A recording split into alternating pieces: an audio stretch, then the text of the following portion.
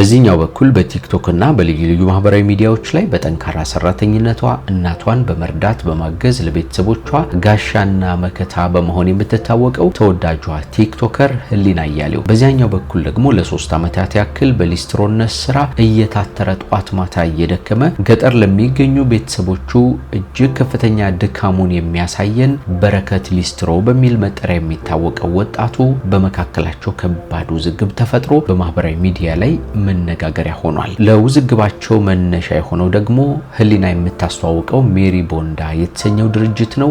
ምንድነው የተፈጠረው? በረከት እያለቀሰ በተለይ በትናንትናው ዕለት የተለቀቁት ቪዲዮዎች የብዙ ሰዎችን ትኩረት የሳቡ ናቸው። ማንንም ያነሳል።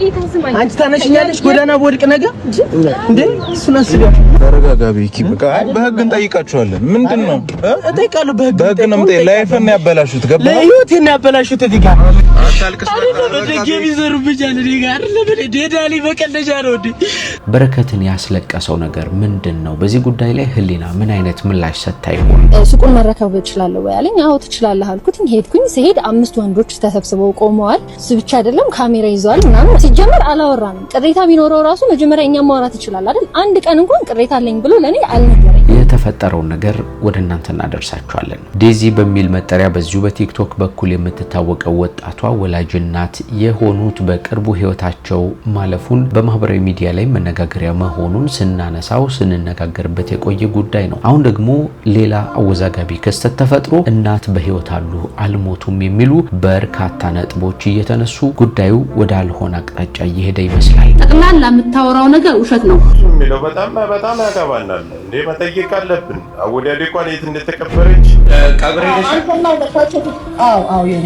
ሄደሻ የት ነው የተቀበረች? አትሊስት አንድ ሰው የቀበር ስነ ስርዓት የሚያሳይክ የተቀበረችበት ቦታ የሚነግር ምንድነው የተፈጠረው ነገር? እውነት የዴዚ እናት በህይወት አሉን? ይህንን ጥያቄ አንስተን ከግራም ከቀኝም የተሰጡትን አስተያየቶች፣ ሐሳቦች እንዲሁም ቪዲዮዎች ወደ እናንተ እናጋራችኋለን። እነዚህንና ሌሎች ጉዳዮችን ሰብሰብ አድርገን ተገናኝተናል። እንደምን አላችሁ? የምንወዳችሁ የምናከብራችሁ ጎራ ስቱዲዮ ቤተሰቦች በተለያየ ዓለም ክፍል ሆናችሁ እንግዲህ እኛን ተቀዳሚ ምርጫ አድርጋችሁ ስለምትከታተሉን እጅግ አድርገን እናመሰግናለን። እንደምታውቁት ቻናላችን ወቅታዊ፣ ማህበራዊ እንዲሁም አዝናኝና አስተማሪ የሆኑ ልዩ ልዩ ታሪኮችን እንዲህ እየዳሰሰ ያቀርባል። ለዚህ ቻናል አዲስ የሆናችሁ ሰብስክራይብ አድርጉ። ሐሳብ አስተያየታችሁን ኮሜንት ላይ ጻፉልን። ጌታቸው በላይ ደግሞ የመሰናዶ አዘጋጅና አቅራቢ ነኝ። ቪዲዮን ደግሞ ላይክ አድርጋችሁ ጀምሩ። በቀጥታ ወደ ዝግጅቱ እንለፍ።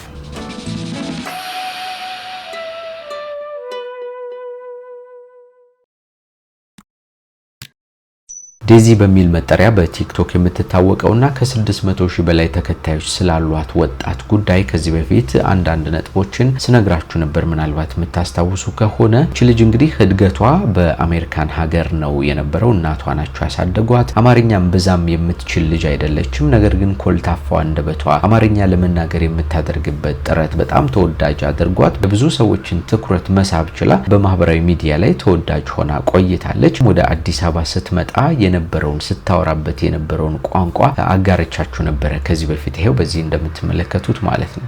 አዲስ አበባ መጥቻለሁ።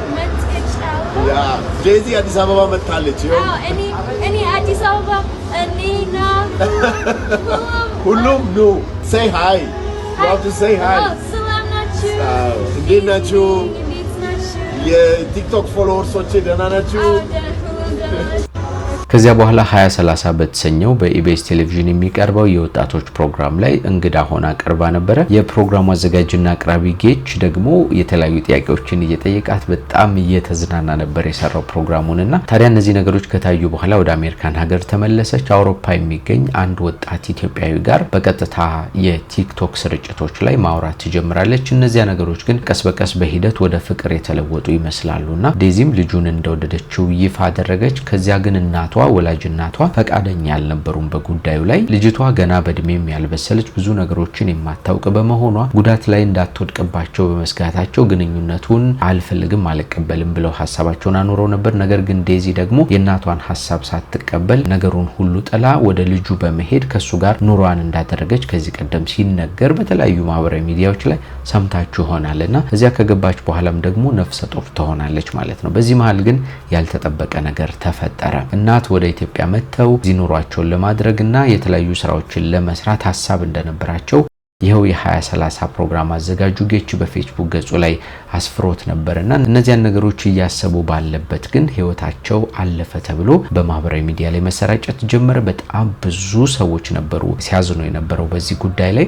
በተለይ ደግሞ ከልጅ ጋር ስምምነት ሳይፈጠር ከልጅ ጋር ወደ መልካም ነገር ሳይመጡ በእንዲህ አይነት መንገድ ህይወታቸው ተነጠቀ ብለው ነው ብዙ ሰዎች ያዘኑት። የዴዚ ጮኛ የሆነው አሌክስም አሁን እኮ ልጅ እየመጣ ነበር፣ ልጃችንን ስትመለከቺ እኛንም ትቀበይናለሽ እኔንም ትቀበይኛለሽ ብያስቤ ነበር፣ ነገር ግን አልሆነም በማለት በጣም ከፍተኛ ጸጸት እንዳለበት የሚያሳይ ሐሳቡን በዚሁ በማህበራዊ ሚዲያ ላይ አስፍሮ ተመልክተን ነበር። እነዚህ ነገሮች ተካሂደው ተከናውነው ካበቁ በኋላ የሐዘኑም ድባብ ረገብ ባለበት ጊዜ ደግሞ አዲስ ነገር ተሰማ። ከሰሞኑ ፍጹም ያልተጠበቀ ሆኗል። የዴዚ እናት ህይወታቸው አላለፈም ወይም አልሞቱም የሚል የተለያዩ ሐሳቦች በማህበራዊ ሚዲያ ላይ መንጸባረቅ ጀመሩ። እስኪ ይህንን ነገር ተመልከቱ።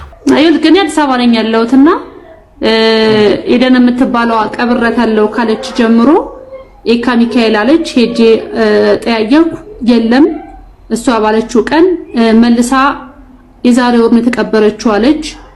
ዛሬ ስልኳን እየተናገረች ደውሎ አለው አለች። በሲቪል ማህበራት እንዲደወልላት አብሰላትን አስገባት። በእናትህ ሙኒዬ አብሰላት የምትለዋን አስገባት።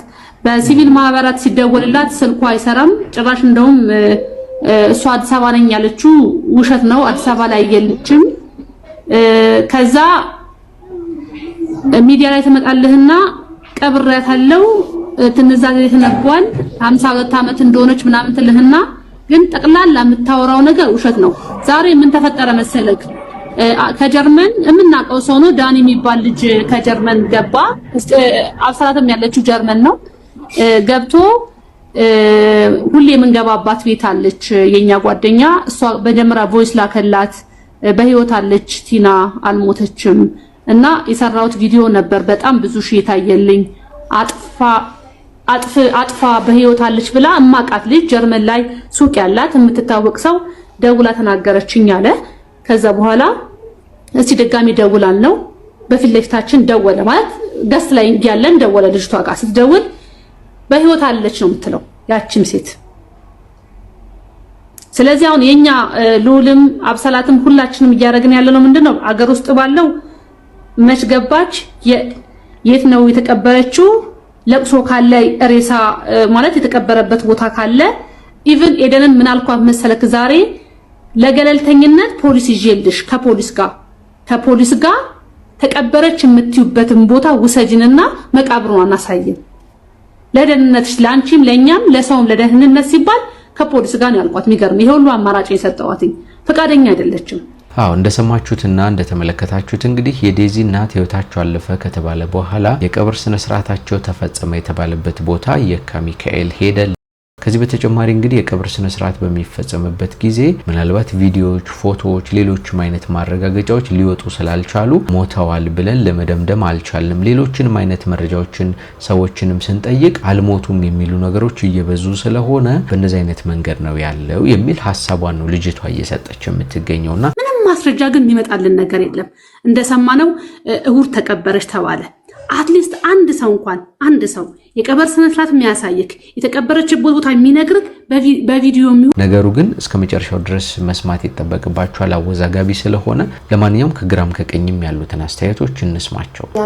ያገባናል እኮ ስለሚያገባን እንጠይቃለን። መጥቶ መልስ አያገባችሁም ማነው አያገባችሁም የሚለው በጣም ያገባናል እንዴ መጠየቅ አለብን። አወዳዴ እንኳን የት እንደተቀበረች አሁንም ለማም ከፋም ጠፋም በራ ሙሉ መረጃ ለህዝቡ ሊደርስ ይገባል። እናት በቃ ማህበረሰቡ ማወቅ አለበት። ምክንያቱም ቀልድ አይደለም። ብዙ ሰው አልቅፏል በዚህ ጉዳይ። ብዙ የተወቀሰ ሰው አለ፣ ብዙ የተሰደበ ሰው አለ።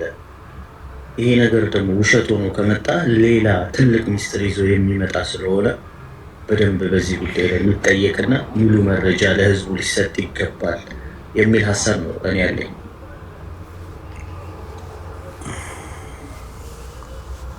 ስለዛ አሞራው መጥቶ ለህዝቡ ይሄ ነው ሀዘን ላይ ስለሆነ ያልተናገርነው የሚል መረጃ ሊሰጥ ይገባል።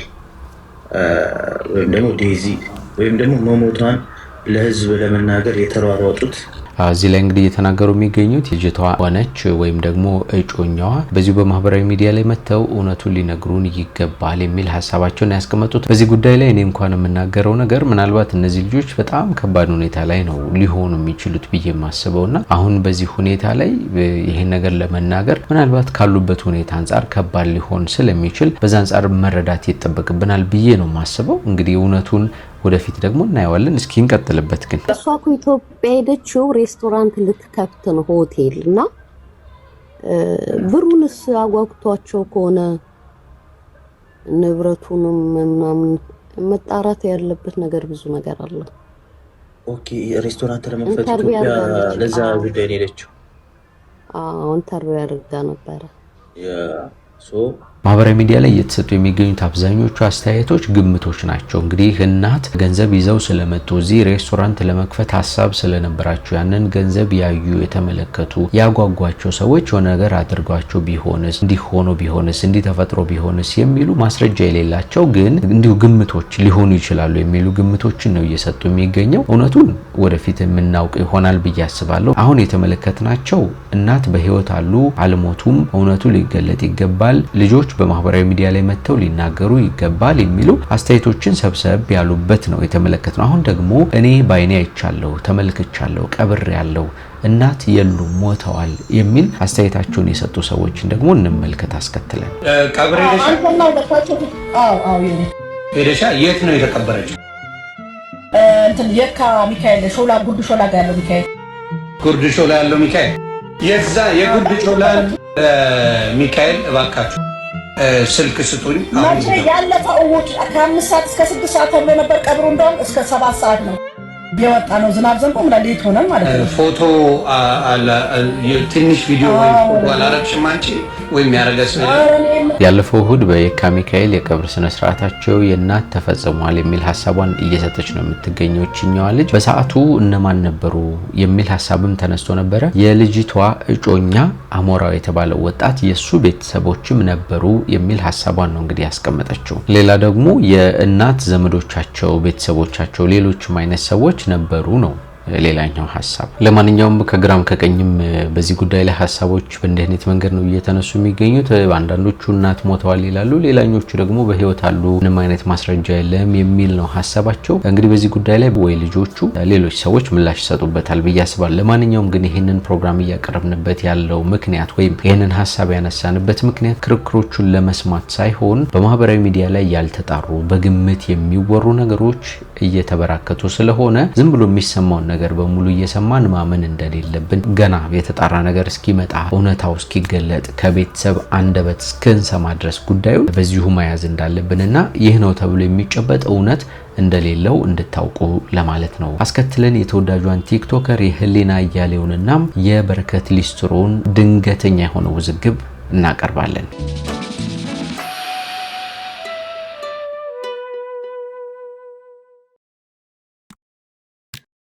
ህሊና አያሌው በሚል መጠሪያ በልዩ ልዩ ማህበራዊ ሚዲያዎች ላይ በስፋት የምናውቃት ሳቂታ ፍልቅልቅ በጣም ደስተኛ የምትመስል ደስ የምታሰኝ ወጣት ናት። እንግዲህ በርካታ የማህበራዊ ሚዲያ ስራዎችን ትሰራለች። በተለይ የልዩ ልዩ ድርጅቶችን የማህበራዊ ሚዲያዎቻቸውን ማኔጅ ታደርግላቸዋለች፣ ማስታወቂያዎችን ትሰራላቸዋለች። ከዚህ በፊት በኢቢኤስ የሰጠችው ቃለ መጠይቅ ላይ በጣም በርካታ ስራዎች 10 ምናምን ድርጅቶች ላይ እንደዚህ አይነት ስራዎችን እንደምትሰራ ስትናገር ነበር።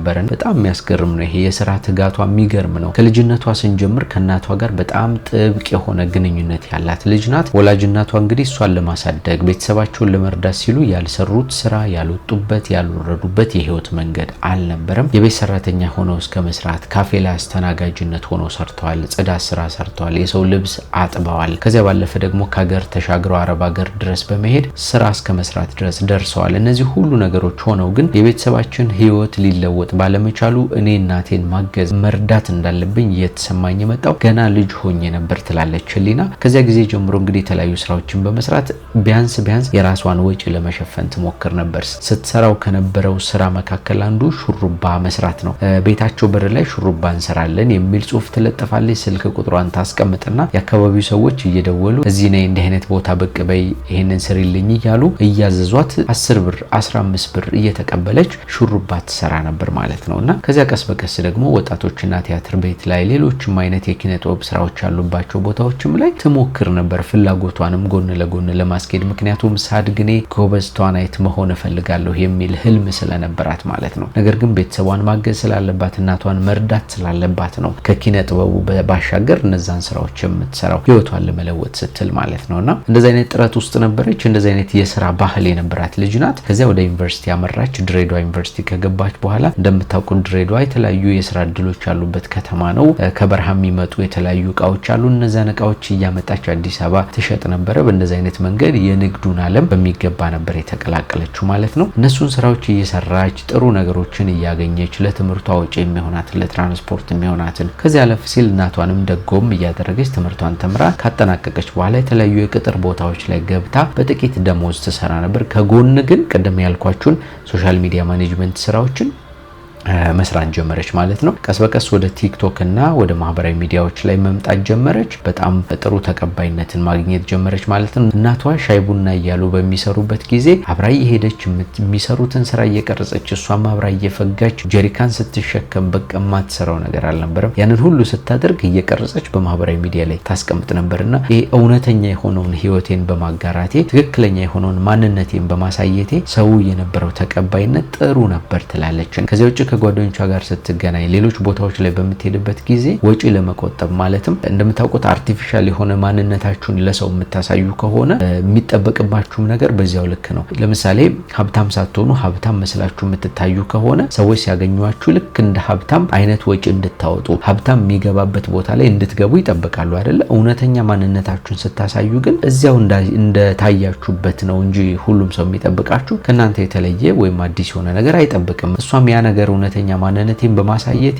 ሰዎች ጋር በመገናኝበት ጊዜ የማወጣውን ወጪ እንኳን ይቆጥብልኝ ነበር ትላለች ከኔ ማንንም አይጠብቅም ነበር ትላለችና በጣም ትልቁም ነገር ያላት ወጣት ናት እውነት ለመናገር እኔ ማህበራዊ ሚዲያ ላይ በጣም ከመወዳቸው ሰዎች መካከል ናት በተለይ ጥንካሬዋ ትጋቷ ምናምን በጣም ደስ ይለኛል ከዚያ ባለፈ የተለያዩ ፕሮግራሞች ላይ ስንመለከታት ስናገኛት ደግሞ ሁሉንም ሰው በፈገግታ ነው በቃ የምታስተናግደው ሰላምታዋ ልዩ ነው በቃ ደስ የሚል ኮሚኒኬሽን ግንኙነት ያላት ሰው ናት ከሰዎች ጋር ያላት ተግባቦት በጣም ደስ የሚያሰኝ ነው ከዛ ሰላም እያለች ነው የምታልፈው የምታቀውንም ማታቀውንም ሰው ማለት ነው እና ይሄ በጣም ጥሩ ባህሪዋ ነው ታዲያ ሜሪ ቦንዳ ሚል ድርጅት በዚህ በቲክቶክ በኩል እያስተዋወቀች የቦንዳ ሱቅ ነው እሱን ሱቅ እያስተዋወቀች ልዩ ልዩ ልብሶችን የተሸጠበት የሚገኝ ድርጅት ነው እንግዲህ ከንግግሮቿ እንደተረዳሁት ከሆነ ሜሪ ቦንዳ የራሷ የህሊና አይመስለኝም ቀድመም እንደነገርኳችሁ ህሊና የተለያዩ ድርጅቶች ላይ አምባሳደር በመሆን ከዚያ ውጪ ድርጅታቸውን በማስተዋወቅ ወይም ምርታቸውን በማስተዋወቅ ገበያቸውን በማስተዋወቅ ይሄ ዲጂታል ማርኬቲንግ ላይ ለብዙ ድርጅቶች ነው እየሰራች የምትገኘውና ከነዛ ድርጅቶች መካከል አንዱ ሜሪ ቦንዳ ይመስለኛል እያንዳንዱ ማስታወቂያዎች ሲሆኑ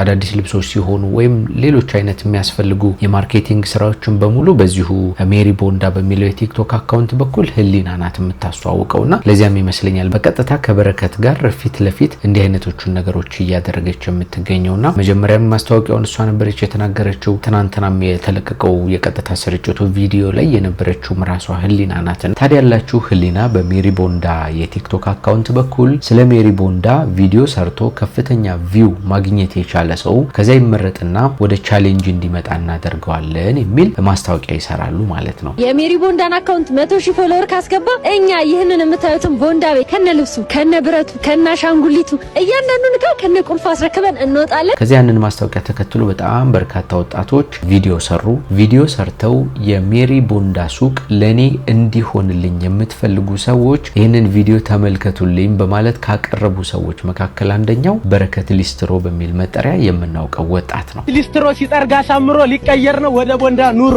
ይህ ወጣት እንግዲህ ቅድም በመግቢያችንም ላይ እንደነገርኳችሁ ከ3 ዓመታት በላይ የሊስትሮ ስራን በመስራት ገጠር የሚገኙ ቤተሰቦቹን ለመርዳት ለማገዝ የሚጥር ህይወቱን ለማስተካከል ለመለወጥ በጣም ከፍተኛ ትጋት ላይ ያለ ወጣት ነው ወደ 1 ሚሊዮን የሚጠጉ ሰዎች ደግሞ በቲክቶክ ፎሎ ያደርጉታል ጫማ እየጠረገ በሚሰራቸው በሚለቃቸው ቪዲዮዎች አማካኝነትና ብዙ ሰዎች ደግሞ ያበረታቱታል አይዞ ህይወቴ ይስተካከላል ይለወጣል ይሉታል እኔም ዝቅ ብሎ እየሰራ ሳይው በጣም ይገርመኛል ጥንካሬው ደስ የሚያሰኝ ልጅ ነው እናላችሁ ይሄ ልጅ ይሄንን ቪዲዮ ከሰራ በኋላ የሱ ቪው ከሌሎቹ ሰዎች በለጠና ይሄንን ቻሌንጅ ለመቀላቀል ቻለ ቻሌንጁ ምን መሰላችሁ ከፍተኛ ቪው አግኝቶ የተመረጠው ሰው ከነበራቸው ፎሎወር ላይ 100,000 ተከታዮችን እንደ አዲስ ማፍራት ወይ መጨመር ይጠበቅበታል ለማን ለሜሪ ቦንዳ ማለት ነው። ታዲያ በረከት ይሄንን ቻሌንጅ ተቀበለ፣ ስራውን ጀመረ ማለት ነው። ፎሎ አድርጉልኝ አላቸው። እንዲህ እያለ ስራውን እየሰራ ከረመ። ቤተሰቦች ይሄን የምታዩትን ቦንዳ ቤት እንግዲህ ለኔ ሊሰጠኝ ነው ማለት ነው። እናንተ ፎሎ አድርጋቸው 136000 ፎሎወርስ አላቸው። 236000 ፎሎወርስ ከገቡ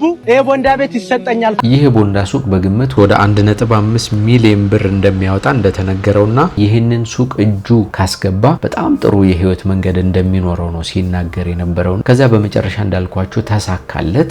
የሜሪ ቦንዳን ለመረከብ ዝግጅቱን እንዳጠናቀቀ ነው የተናገረው። በመጨረሻም በትናንትናው ዕለት የወጣው ቪዲዮ ግን ከዚህ በተቃራኒ ሆነ፣ ያልተጠበቀ ሆነ። እስኪ እንመልከተው። ለማር ለመጀመሪያም ነግሬያቸዋለሁ። ሲገባ ቤተሰብ እነሱ ናቸው ያገዙ። አንቺን አይደለም አሁን ግን እኔ እዚህ ጋር ላይ የሚመጣው ያሳቁትም እነሱ ናቸው። ማንንም ያነሳኝ አንቺ ታነሽኛለሽ ጎዳና ወድቅ ነገር እንዴ እሱን አስቢያ። ምንም ድራማ እየሰራች ያላችሁ እናንተ ነው ያልሰራ ችግር የለም። ያው ህዝቡን ያውቃል፣ ሁሉን ነገር ህዝቡ ስለሚያውቅ እኔ ችግር የለብኝም።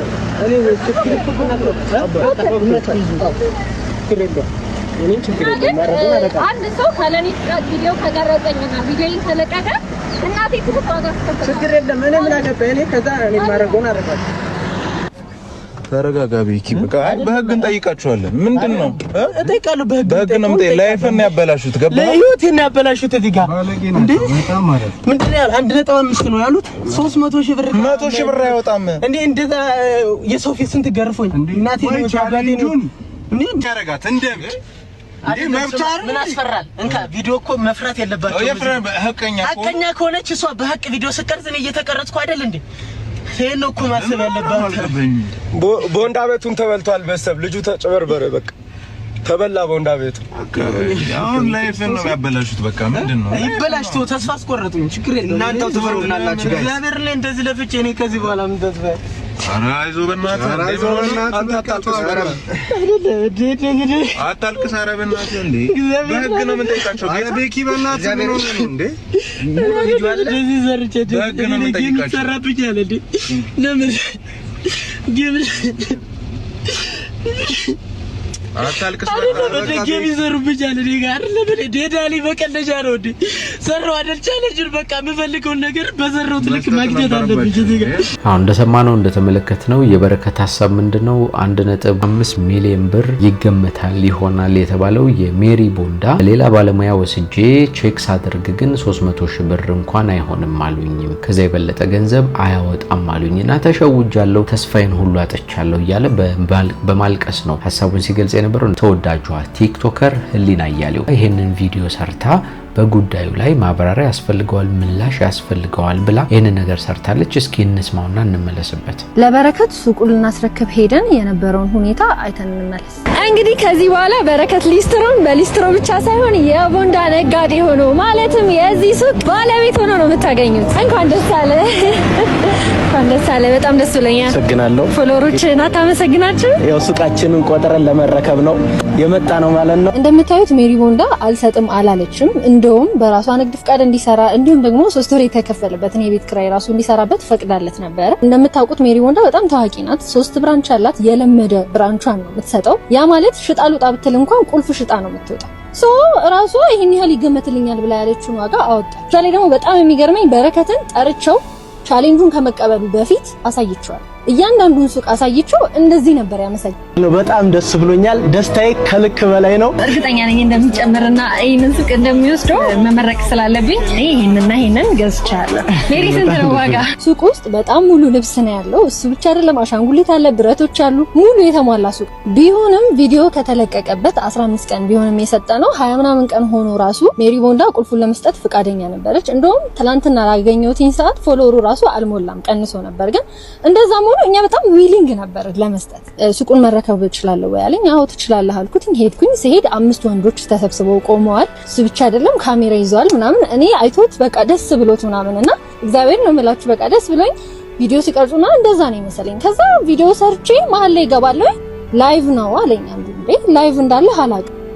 ሲጀመር አላወራንም። ቅሬታ ቢኖረው ራሱ መጀመሪያ እኛ ማውራት ይችላል አይደል? አንድ ቀን እንኳን ቅሬታ አለኝ ብሎ ለኔ አልነገረኝ። እንደምታዩት እኛ ልንሸልመው ፈቃደኛ ነበርን። እሱ ግን መሀል ላይ ሐሳቡን ቀየረ። ቃል በቃል ያለን ደላላ ይዤ መጥቼ አልተገመተልኝም ያለው። ሲጀመር ሜሪ ቦንዳ መስጠት የፈለገችው ለሚሰራ ሰው ሱቁን ለሚሸጥ ሰው አይደለም። ኤኒዌይስ ስላሸነፈ ቢወስደውም ችግር የለብንም። ግን እሱ አያወጣም ማለት እሺ 1 ሚሊዮን ብር ስጡኝ። 1 ሚሊዮን ብር እንኳን ስጡኝ። ሌላ 300,000 ነው የሚገመተው። ስለዚህ እናንተ 1 ሚሊዮን ብሩን ስጡኝ። አንፎሎ ቻሌንጅ እናስጀምር። አንፎሎ ማድረግ ሁላችሁም ቤት ፎሎ ያደረጋችሁ አንፎሎ ማድረግ። ሁለተኛ ደግሞ ይሄ ሞልያ እንኳን ማይሆን ልብስ ነው። ብቻ በጣም ሲያጣጥል ነበር። እንዲሁም እኔና የሥራ ባልደረባይ ሳናቅ ካሜራ ይዞ 5 ልጆችን ይዞ መጥቶ እንደተበደለ መሆን ብቻ በጣም በቃ አንኤክስፔክትድ ነገር ነበር የተፈጠረው። እኛም ደግሞ ሳናቅ ስለሆነ ላይቭ የገባው አቁም ላይቭ መቅረጽን እናውራ ብለን ልናስረዳው በጣም ነው የሞከርነው። እሱም ሊረዳን ፈቃደኛ አልነበረ። እንግዲህ በረከት ስላሸነፈ ይህንን ሽልማት እንዲቀበል ያቅማችንን ሞክረናል። በመጨረሻም ብሩን ስጡኝ በማለት ቻሌንጁ ላይ ያልተጠቀሰ አዲስ ውልም አምጥቶ ሜሪ ቦንዳ በዲሲፕሊን ጉድለት የሰጠችውን ቻሌንጅ ውድቅ አድርጋዋለች። ቀድሞ ስላለቀሰና ድራማ ስለሰራ ልክ ነው ማለት አይደለም። እንግዲህ የህሊና ምላሽ ይሄንን ነው የሚመስለው።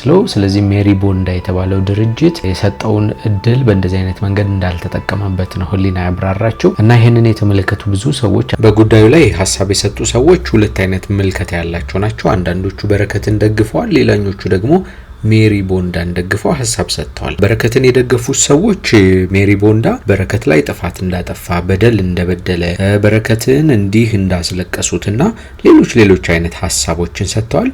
በተቃራኒው ደግሞ ሜሪ ቦንዳን ደግፈው በረከት ጥፋተኛ ነው ያሉ ደግሞ እንዲህ ብለዋል። ምናልባት አብረውት የመጡት ጓደኞቹ ወይ ደግሞ ለማገዝ ብለው የመጡት ሰዎች የሰጡት ኢንፎርሜሽን ከነሱ በኩል የመጣበት ግፊት ለዚህ ነገር እንደዳረገውና እድሉን እንዳይጠቀምበት እንዳደረገው ሀሳባቸውን እየሰጡ ነው የሚገኘው። ግምት አስገመትኩትም ያለው ከሚሊዮን በላይ ይገመታል ተብሎ ነገር ግን ሰዎቹ የገመቱለት 300,000 ብር ሊሆን የቻለው ምናልባትም እነዛ ሰዎች ወይ ግምት አይችሉም ወይ ደግሞ ልጁ እንዳይጠቀም እያደረጉ ስሜታዊ እንዲሆን ገፋፍተውታል የሚል ሀሳቦች ናቸው የተንጸባረቁት። በሌላ በኩል ያሉት ደግሞ ልጁ ገና ጀማሪ ነው፣ 300,000 ብርስ ቢሆን አግኝቶ ነው ወይ ለምንድነው ተቀብሎ ስራውን የማይሰራው እያሉ ሀሳባቸውን የሰጧሉ። በእነዚህ ወጣቶች በእነዚህ ቲክቶከሮች መካከል የተፈጠረው ውዝግብ ይሄንን ነው የሚመስለው። እኔ በግሌ ሁለቱንም በጣም ነው የምወዳቸው። ህሊናም በጣም ጎበዝ ሰራተኛ ናት፣ በረከትም ልክ እንደዚያውና ሁለቱም የየራሳቸው የህይወት መንገድ አላቸው። ሁለቱም የየራሳቸውን መንገድ ለማስተካከል ደግሞ የሚጥሩበት የሚሄዱበት መንገድ ለብዙዎቻችን በጣም አስተማሪ ነውና አሁን በማህበራዊ ሚዲያ ላይ በጣም